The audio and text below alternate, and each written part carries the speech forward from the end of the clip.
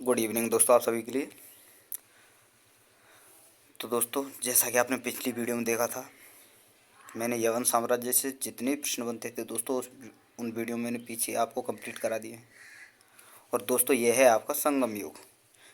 इस संगम युग से आपके जितने प्रश्न इंपॉर्टेंट बनते हैं और जितने प्रश्न आए हुए हैं दोस्तों, वो सारे प्रश्न मैं आपके लिए लेकर आया हूँ। तो इसीलिए दोस्तों चलिए शुरू करते हैं। और दोस्तों, अगर आपको हमारी वीडियो पसंद आती है तो दोस्तों वीडियो को शेयर ज़रूर किया करें, लाइक किया करें और चैनल को सब्सक्राइब करके दोस्तों बेल आइकन जरूर दबाया करें।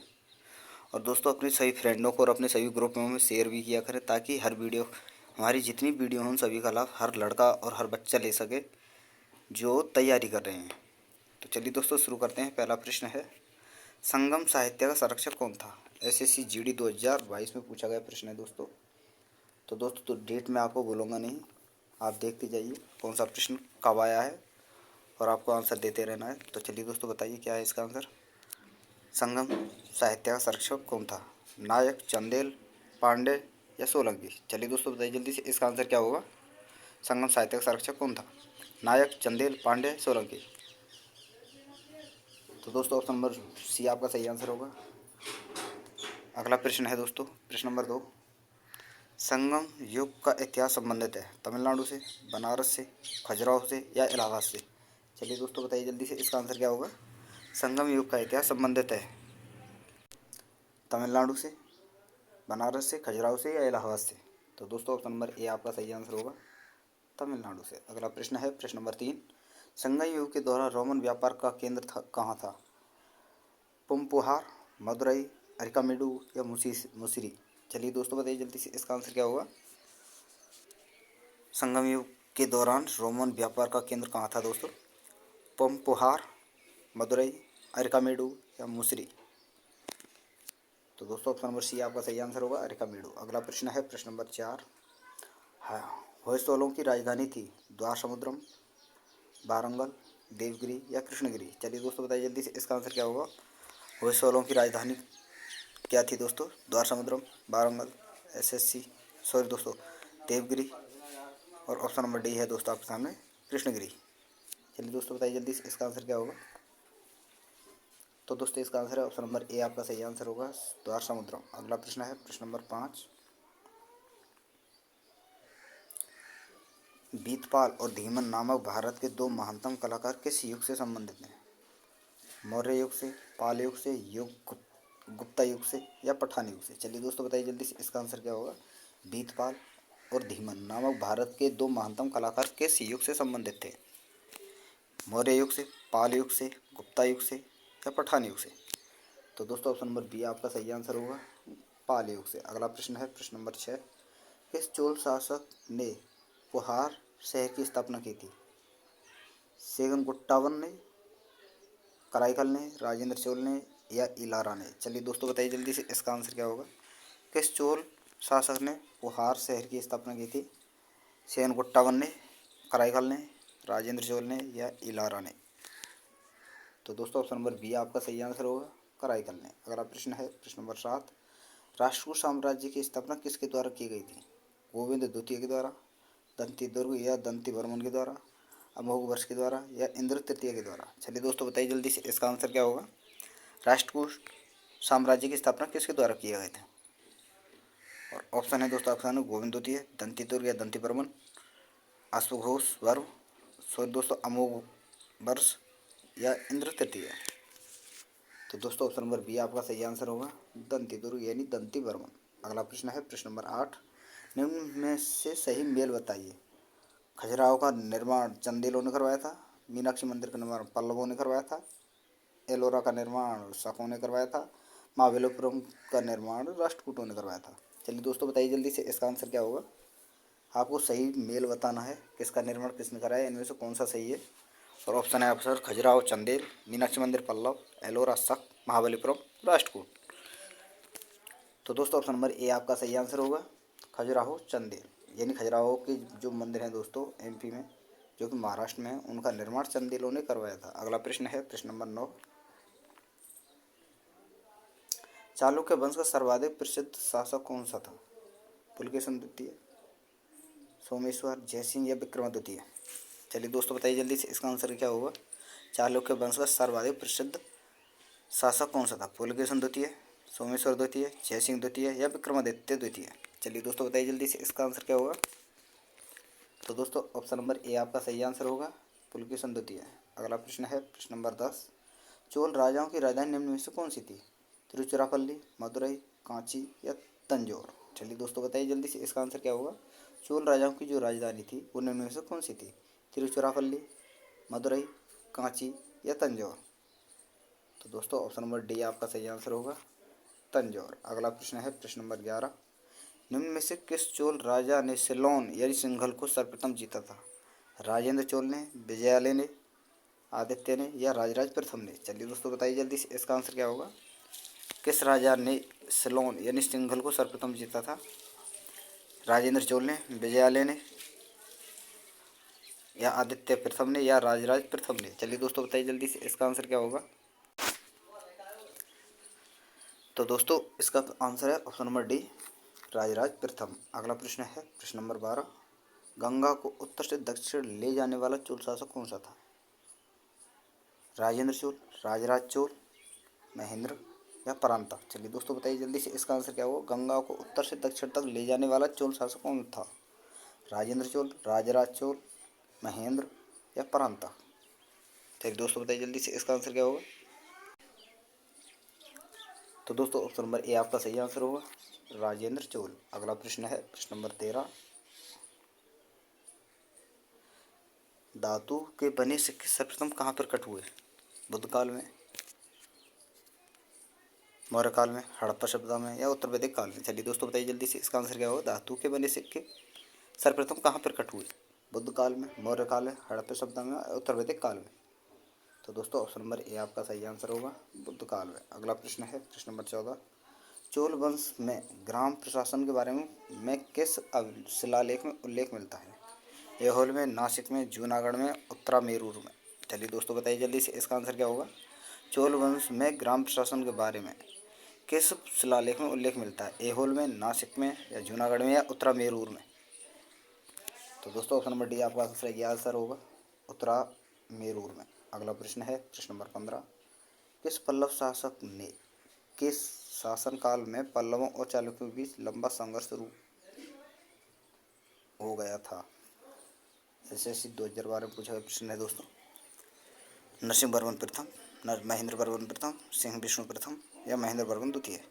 चलिए दोस्तों बताइए जल्दी से, इसका आंसर क्या होगा। किस पल्लव शासक के शासनकाल में पल्लवों और चालुक्यों के बीच लंबा संघर्ष शुरू हो गया था।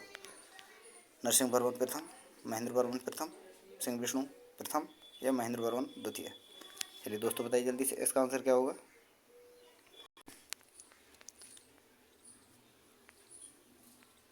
तो दोस्तों इसका आंसर है option number B, Mahendra Varman प्रथम। अगला प्रश्न है प्रश्न नंबर 16।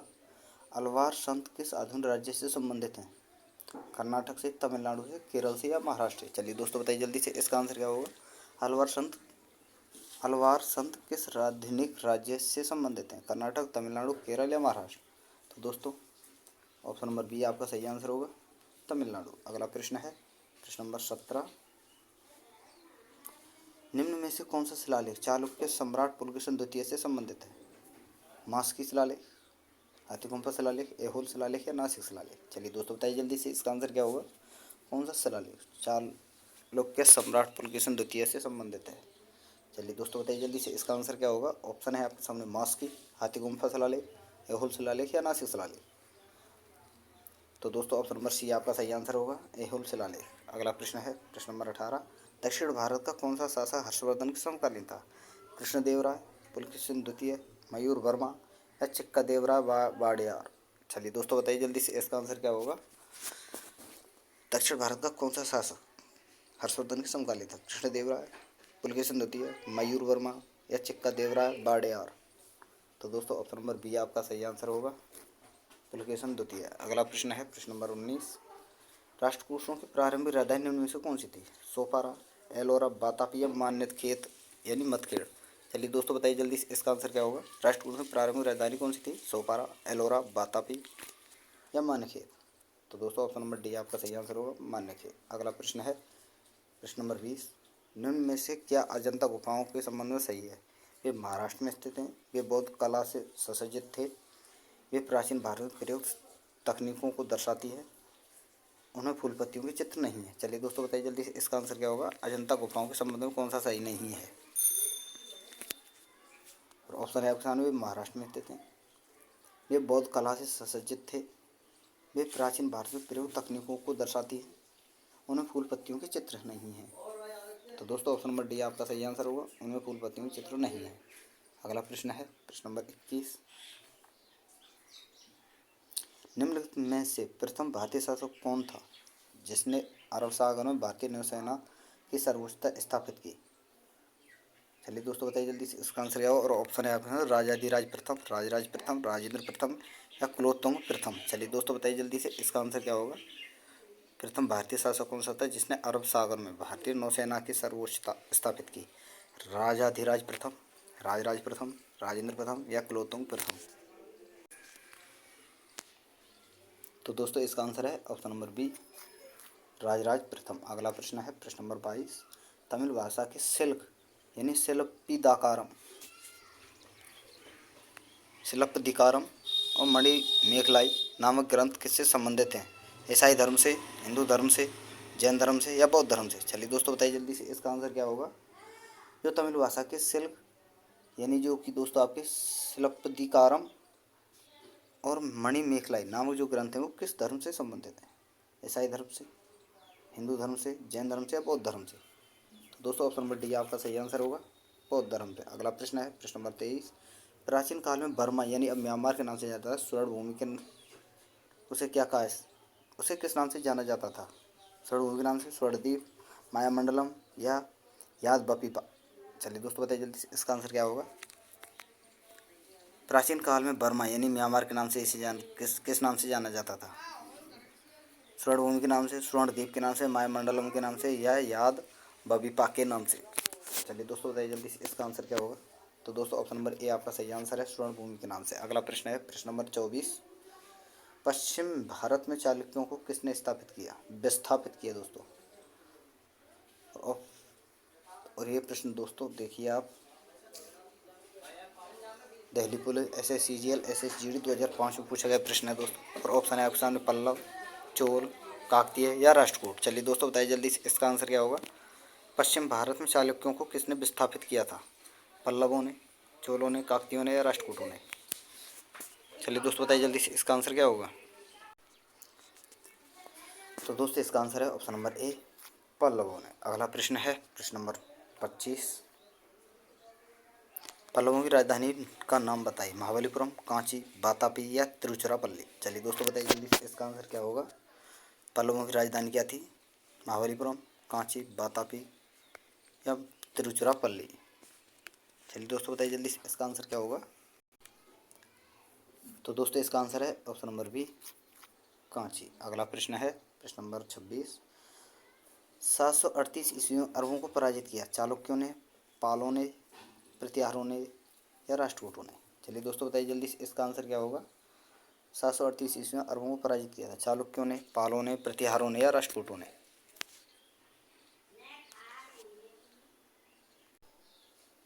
तो दोस्तों इसका आंसर है ऑप्शन नंबर ए, चालुक्यों ने। अगला प्रश्न है प्रश्न नंबर 27। हर्षवर्धन को किसने पराजित किया था? नरसिंह वर्मा पल्लव ने, प्रभाकर वर्धन ने, पुलकेशिन द्वितीय ने या शशांक ने? चलिए दोस्तों बताइए जल्दी से, इसका आंसर क्या होगा? हर्षवर्धन को किसने पराजित किया? नरसिंह वर्मा पल्लव ने, प्रभाकर वर्धन ने, पुलकेशिन द्वितीय ने या शशांक ने? तो दोस्तों ऑप्शन नंबर सी आपका सही आंसर होगा, पुलकेशिन द्वितीय ने। अगला प्रश्न है प्रश्न नंबर 28। लाल चेर नाम से प्रसिद्ध वह चेर शासक कौन था जिसने कन्नगी यानी पत्तिनी के मंदिर का निर्माण कराया था? एलारा ने, करिकाल ने, सेनगुट्टवन ने या नेदुन जेरल आदन ने? चलिए दोस्तों बताइए जल्दी से, इसका आंसर क्या होगा? लाल चेर के नाम से प्रसिद्ध वह चेर शासक कौन सा था जिसने कन्नगी यानी पत्नी के मंदिर का निर्माण कराया था? एलारा ने, करिकाल ने, सेनगुट्टवन ने या नेदुन जेरल आदन ने? तो दोस्तों ऑप्शन नंबर सी आपका सही आंसर होगा, सेनगुट्टवन ने। अगला प्रश्न है प्रश्न नंबर 29, तमिल का गौरव ग्रंथ जीवक चिंतामणि किससे संबंधित है? जैन धर्म से, बौद्ध धर्म से, हिंदू धर्म से या ईसाई धर्म से? चलिए दोस्तों बताइए जल्दी से, इसका आंसर क्या होगा? तमिल का गौरव ग्रंथ जीवक चिंतामणि किससे संबंधित है? जैन धर्म से, बौद्ध धर्म से, हिंदू धर्म से या ईसाई धर्म से? तो दोस्तों ऑप्शन नंबर ए आपका सही आंसर होगा, जैन धर्म से। अगला प्रश्न है प्रश्न नंबर 30, तमिल भाषा में शिल्पाधिकारम या मणिमेखलाई नामक ग्रंथ किससे संबंधित है? जैन धर्म से, बौद्ध धर्म से, हिंदू धर्म से या ईसाई धर्म से? चलिए दोस्तों बताइए जल्दी से, इसका आंसर क्या होगा? तमिल भाषा के शिल्पाधिकारम और मणिमेखलाई नामक ग्रंथ किससे संबंधित हैं? जैन धर्म से, बौद्ध धर्म से, हिंदू धर्म से या ईसाई धर्म से? तो दोस्तों इसका आंसर है ऑप्शन नंबर बी, बौद्ध धर्म से। अगला प्रश्न है प्रश्न नंबर 31, निम्न में से कौन संगम युगीन व्याकरण रचना सर्वाधिक महत्वपूर्ण रचना मानी गई है? RRB, ASM और GG 2005 में पूछा गया प्रश्न है दोस्तों। और ऑप्शन है आपके सामने, एतु तगोई, कलकीड़ेकु या तोलकापियम या इनमें से कोई नहीं। चलिए दोस्तों बताइए जल्दी से, इसका आंसर क्या होगा? संगम युगीन व्याकरण रचना सर्वाधिक महत्वपूर्ण मानी गई, वह कौन सी थी? एतु तगोई, कलकीड़ेकु, तोलकापियम या इनमें से कोई नहीं? तो दोस्तों ऑप्शन नंबर सी आपका सही आंसर होगा, तोलकापियम। अगला प्रश्न है प्रश्न नंबर 32, निम्नलिखित राजवंशों में से किसका उल्लेख संगम साहित्य में नहीं हुआ है? चलिए दोस्तों बताइए जल्दी से, इसका आंसर क्या होगा? किसका उल्लेख संगम साहित्य में नहीं हुआ है? कदम्ब का, चेर का, चोल का, इनमें से कोई नहीं? चलिए दोस्तों बताइए इसका आंसर क्या होगा? संगम साहित्य में किसका उल्लेख नहीं है? कदम्ब का, चेर का, चोल का, इनमें से कोई नहीं?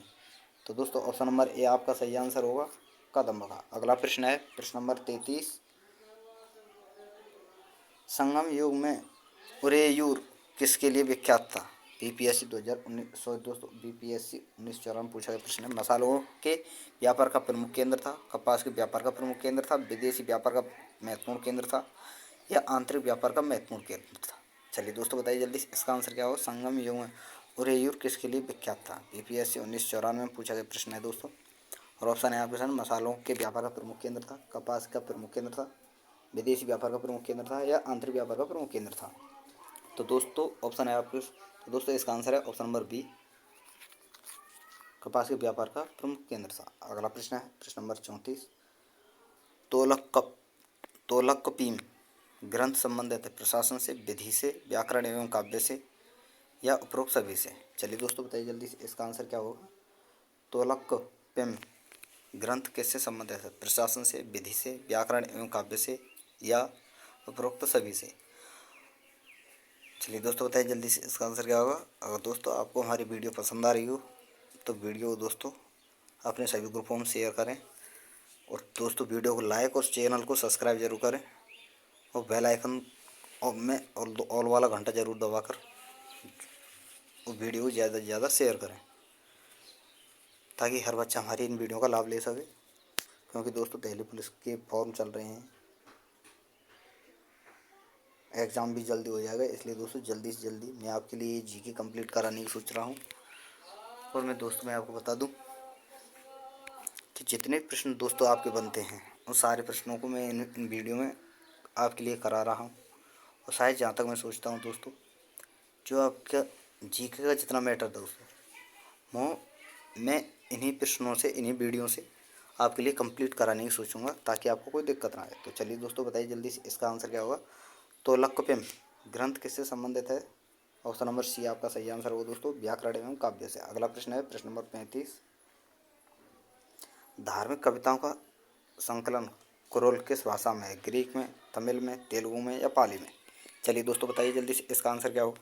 धार्मिक कविताओं का संकलन कुरोल किस भाषा में है? ग्रीक, तमिल, तेलुगु, पाली? तो दोस्तों ऑप्शन नंबर बी आपका सही आंसर होगा, तमिल। अगला प्रश्न है प्रश्न नंबर 36, किस संगम युगीन राज्य के संरक्षण में 3 संगमों का आयोजन किया गया? चेर संगम युग के संरक्षण में, चोलों के संरक्षण में, पांड्यों के संरक्षण में या पल्लवों के संरक्षण में? चलिए दोस्तों बताइए जल्दी से, इसका आंसर क्या होगा? किस संगम युगीन राज्य के संरक्षण में तीन संगम का आयोजन किया गया? चेर, चोल, पांड्य या पल्लव? तो दोस्तों ऑप्शन नंबर सी आपका सही आंसर होगा, पांड्य। अगला प्रश्न है प्रश्न नंबर 37। किसने उल्लेख किया है कि नंदों ने अपना कोष गंगा की धारा में छुपा रखा है था? मामूलनार ने, तोल्काप्पियर ने, तिरुवल्लुवर ने या नक्कीरार ने? चलिए दोस्तों बताइए जल्दी से इसका आंसर क्या होगा। किसने उल्लेख किया है कि नंदों ने अपना कोष गंगा की धारा में छुपा रखा है? चलिए दोस्तों बताइए जल्दी से इसका आंसर क्या होगा। और ऑप्शन है आपके सामने, मूमलनार ने, तोल्काप्पियर ने, तिरुवल्लुवर ने या नक्कीरर ने? तो दोस्तों ऑप्शन नंबर ए आपका सही आंसर होगा, ममूलनार ने। अगला प्रश्न है प्रश्न नंबर 38। कपाटपुरम या अलवय में संपन्न द्वितीय संगम एकमात्र शेष ग्रंथ कौन सा है? तोल्काप्पियम, तिरुवल्लुवर, नक्कीकर या इनमें से कोई नहीं? चलिए दोस्तों बताइए जल्दी से इसका आंसर क्या होगा। कपाटपुरम या अलवय में संपन्न द्वितीय संगम का एकमात्र शेष ग्रंथ कौन सा है? तोल्काप्पियम, तिरुवल्लुवर ने, तिरुवल्लुवर, नक्कीकर या इनमें से कोई नहीं? तो दोस्तों ऑप्शन नंबर ए आपका सही आंसर होगा, तोल्काप्पियम। अगला प्रश्न है प्रश्न नंबर 39। किस ऋषि के बारे में कहा जाता है कि उन्होंने दक्षिण भारत का आर्यकरण किया, उन्हें आर्य बनाया? और ऑप्शन हैं दोस्तों आपके सामने, विश्वामित्र, अगस्त्य, वशिष्ठ या इनमें से कोई नहीं? चलिए दोस्तों बताइए जल्दी से इसका आंसर क्या होगा। किस ऋषि के बारे में कहा जाता है कि उन्होंने दक्षिण भारत का आर्यकरण किया, उन्हें आर्य बनाया? और ऑप्शन है दोस्तों आपके सामने, विश्वामित्र, अगस्त्य या अगस्त ऋषि। और दोस्तों ऑप्शन नंबर सी है आपके सामने, वशिष्ठ। ऑप्शन नंबर डी है दोस्तों, इनमें से कोई नहीं। चलिए दोस्तों बताइए जल्दी से इसका आंसर क्या होगा। तो दोस्तों ऑप्शन नंबर बी आपका सही आंसर होगा, अगस्त्य ऋषि। अगला प्रश्न है प्रश्न नंबर 40। तिरुवल्लुवर की रचना कुरल या मुप्पाल को कहा जाता है? तमिल भूमि का बाइबल, तमिल भूमि का महान व्याकरण ग्रंथ, तमिल भूमि का महान नाटक ग्रंथ या इनमें से कोई नहीं? चलिए दोस्तों बताइए जल्दी से इसका आंसर क्या होगा। तिरुवल्लुवर की रचना कुरल या मुप्पाल को कहा जाता है तमिल भूमि का बाइबल, तमिल भूमि का महान व्याकरण ग्रंथ, तमिल भूमि का महान नाटक ग्रंथ या इनमें से कोई नहीं? तो दोस्तों ऑप्शन नंबर ए आपका सही आंसर होगा, तमिल भूमि का बाइबल। अगला प्रश्न है दोस्तों प्रश्न नंबर 41। तमिल काव्य का इलियाड कहा जाता है तोल्काप्पियर को, कुरल को या शिलप्पदिकारम को या मणिमेकलाई को? चलिए दोस्तों बताइए जल्दी से इसका आंसर क्या होगा। तमिल काव्य का इलियड कहा जाता है तोल्काप्पियर को, कुरल को, शिलप्पदिकारम को या मणिमेकलाई को? चलिए दोस्तों बताइए जल्दी से इसका आंसर क्या होगा। तो दोस्तों इसका आंसर है मणिमेकलाई। ऑप्शन नंबर डी आपका सही आंसर होगा, तमिल काव्य का इलियड मणिमेकलाई को कहा जाता है। अगला प्रश्न है प्रश्न नंबर 42। किसके संबंध में यह कहावत है कि जितनी जमीन में एक हाथी लेट सकता है उतनी जमीन सातवाहन आदमियों का पेट भर सकता है? कावेरी डेल्टा के बारे में कहा जाता है, तुंगभद्रा के तटवर्ती क्षेत्र के बारे में कहा जाता है, रायचूर दोआब के बारे में कहा जाता है या इनमें से कोई नहीं? चलिए दोस्तों बताइए जल्दी से इसका आंसर क्या होगा। किसके संबंध में कहावत है कि जितनी जमीन में एक हाथी लेट सकता है उतनी जमीन सातवाहन आदमियों का पेट भर सकता है? कावेरी डेल्टा, तुंगभद्रा नदी के तटवर्ती क्षेत्र या रायचूर दोआब या इनमें से कोई नहीं? तो दोस्तों ऑप्शन नंबर ए आपका सही आंसर होगा, कावेरी डेल्टा। अगला प्रश्न है प्रश्न नंबर 43। प्राचीन तमिल देवता मुरुगन किस वैदिक देवता के सदृश हैं? ब्रह्मा, विष्णु, महेश या स्कंद यानी कार्तिकेय? चलिए दोस्तों बताइए जल्दी इसका आंसर क्या होगा। प्राचीन तमिल देवता मुरुगन मुरुगन किस वैदिक देवता के सदृश हैं? ब्रह्मा, विष्णु, महेश या स्कंद कार्तिकेय? तो दोस्तों ऑप्शन नंबर डी आपका सही आंसर होगा, स्कंद यानी कार्तिकेय। अगला प्रश्न है प्रश्न नंबर 44। संगमकालीन साहित्य में कौन को एवं मन्नन किसके लिए प्रयुक्त होते थे? RS 2010 में पूछा गया प्रश्न है। ऑप्शन है आपके सामने, प्रधानमंत्री, राजस्व मंत्री, सेना अधिकारी या राजा? चलिए दोस्तों बताइए जल्दी से इसका आंसर क्या होगा। संगमकालीन साहित्य में कौन एवं मन्नन किसके लिए प्रयुक्त होते थे? प्रधानमंत्री के लिए, राजस्व मंत्री के लिए, सेना अधिकारी के लिए या राजा के लिए? तो दोस्तों ऑप्शन नंबर डी आपका सही आंसर होगा, राजा के लिए। अगला और अंतिम प्रश्न है दोस्तों इस वीडियो का, प्रश्न नंबर 45। गाय या अन्य वस्तुओं के लिए लड़ते लड़ते मरने वाले वीरों के सम्मान में खड़े किए जाने वाले वीर प्रस्ताव को कहा जाता था? वीरकल या नाडुकल, को, उगलू या कड़मई? चलिए दोस्तों बताइए जल्दी से इसका आंसर क्या होगा। गायों के लिए लड़ने वाले वीर लोगों के लिए क्या जो जो प्रतीक चिन्ह या जो प्रस्ताव खड़े किए जाते हैं उन्हें क्या कहते हैं। वीरकल या नाडुकल, को, उल्गू या कड़मई। तो दोस्तों ऑप्शन नंबर ए आपका सही आंसर होगा, वीर या नाडुकल। तो दोस्तों यहाँ पर आपके ये संगम योग से जितने प्रश्न बनते थे वो यहाँ पर समाप्त होते हैं। और अगर दोस्तों आपको हमारी वीडियो पसंद आई हो तो वीडियो को लाइक, शेयर और सब्सक्राइब ज़रूर करें। और दोस्तों बेल आइकन दबाना ना भूलें। और दोस्तों अपने सभी ग्रुपों में वीडियो शेयर किया करें ताकि प्रत्येक बच्चा इस वीडियो का लाभ ले सके। थैंक यू वीडियो दोस्तों, वीडियो देखने के लिए धन्यवाद।